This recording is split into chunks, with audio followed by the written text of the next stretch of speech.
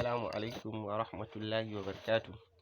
Kamar yadda kuka sani, sunana Ismail Jibril Umar, wanda ake yi wa laƙani da Ismail Browser.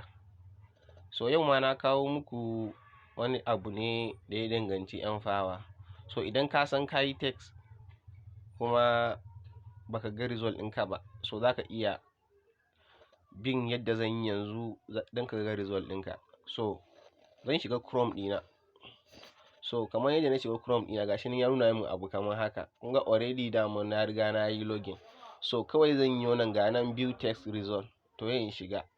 Ina shiga kawai gashi nan ya nuna mini what na samu 60%. So ban san ko na ci ko ban ci ba. Gashi nan ya samu 60% ne. So da Allah ku mana like da subscribe saboda mu ringa kawo muku irin wannan abubuwan wanda zai amfane mu gabaki ɗaya. Sai an jima.